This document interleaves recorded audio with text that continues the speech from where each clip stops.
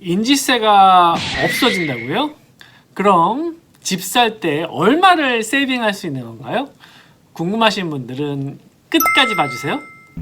좋아요와 구독, 눌러주세요. 구독은 사랑입니다. 사랑입니다. 구독은 사랑입니다. 구독은 사랑입니다. 구독은 사랑입니다. 안녕하세요. 저는 호주 시드니에서 15년째 부동산 매매와 임대 관리 일을 해드리고 있는 박 팀장이라고 합니다. 코로나 바이러스 백신에 관한 긍정적인 소식들이 계속해서 들려오고 있는 가운데 앞으로 집을 사려고 계획 중이신 분들에게 좋은 소식이 있어서 이렇게 영상을 준비하게 되었습니다. 다들 아시겠지만 호주에서는 집을 살 때 스탬 듀티 혹은 트랜스퍼 듀티라고 하는 인지세를 주 정부에 지불하여야만 하는데요. 이 인지세는 가장 간단하게 말씀을 드리면 집값의 4% 플러스 마이너스라고 생각을 하시면 쉽게 계산하실 수 있을 것 같습니다. 즉 50만 불짜리 집을 사실 때는 4%가 조금 안 되는 18,000불 정도를 내셔야 되고요. 또 100만 불짜리 집을 사실 때는 4만 불이 조금 넘는 금액이 되겠습니다.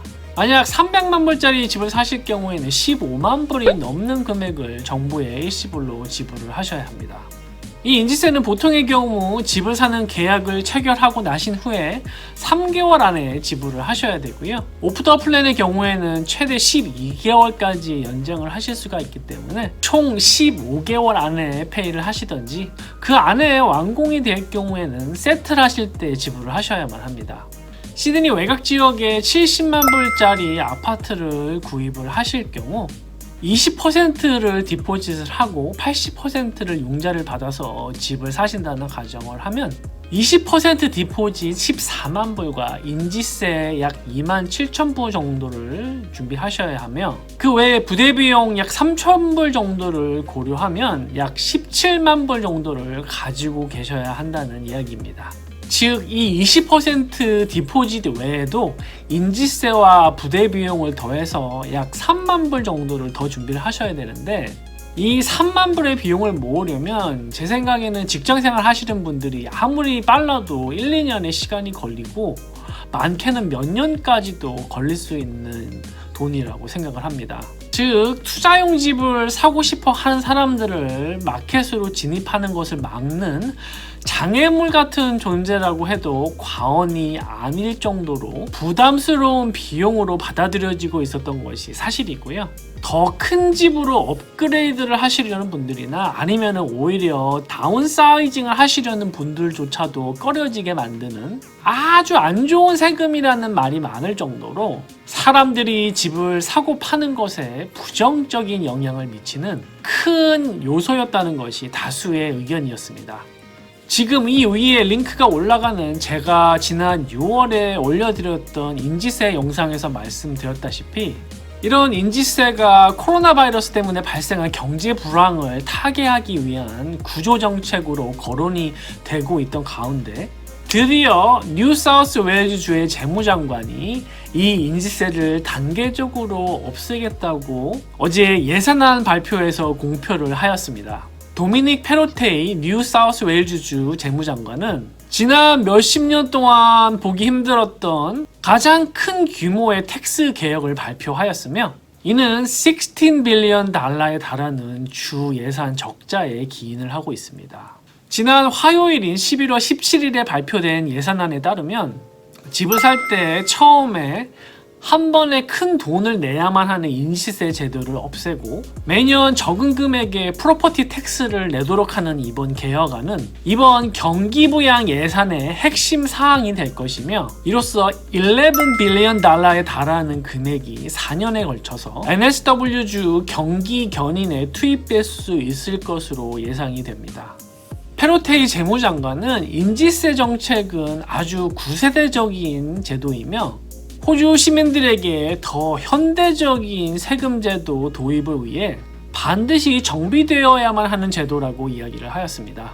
정부는 인지세를 처음 한 번에 큰 돈으로 낼 것인지 아니면 매년 나누어서 낼 것인지 선택권을 주는 개혁안을 내년 3월까지 지역사회와 합의를 거쳐서 결정할 것이라고 이야기하였습니다. 또한 첫 주택 구입자들에게 주어지던 인지세 할인 혜택도 25,000불의 보조금으로 변경될 것이며 이 금액을 주택 개조 보수에 사용할 수 있는 옵션도 주어질 것입니다.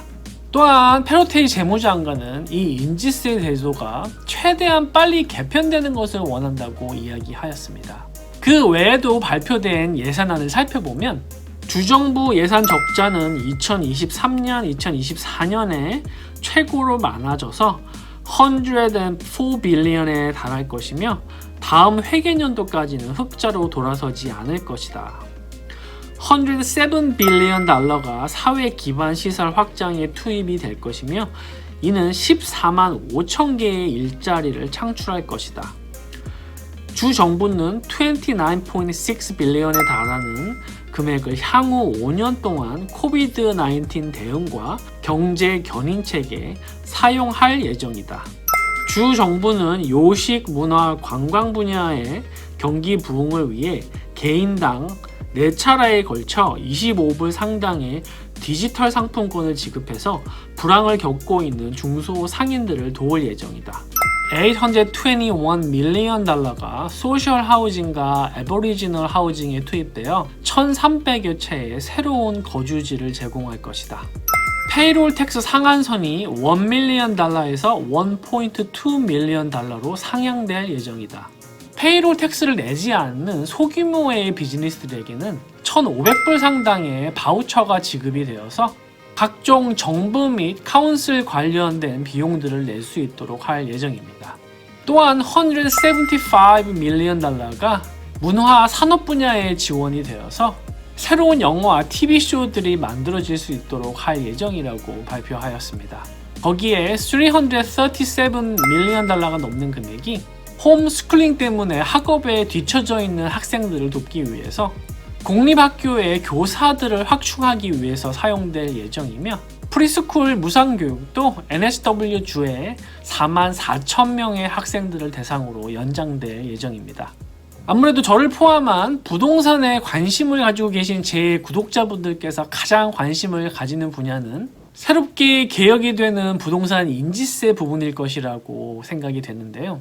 이번 세제 개혁이 정말로 그동안의 투자자들의 발목을 잡고 있던 인지세에서 탈출해서 사람들이 조금 더 쉽게 집을 사고 파는데 큰 도움을 주게 될지 아니면 단순히 부동산 가격만 끌어올리고 매년 프로퍼티 텍스만 더 내게 되는 결과를 불러올지는 일단은 실행이 되어 보아야만 알 수가 있을 것 같습니다. 제 개인적인 생각으로는 지금 어차피 인지세 혜택을 받고 계신 첫 주택 구입자들에게는 큰 영향이 없겠지만 투자자들이나 지금 살고 계신 집을 팔고 업사이징이나 다운사이징을 계획을 하고 계신 분들이 계시다면 이런 분들께는 한 번에 몇만 불의 큰 목돈을 따로 준비하지 않아도 되는 장점은 크게 다가올 것으로 예상해 봅니다. 네, 오늘 제 영상은 여기까지였고요. 늘 끝까지 시청해 주시는 구독자분들 너무 감사합니다.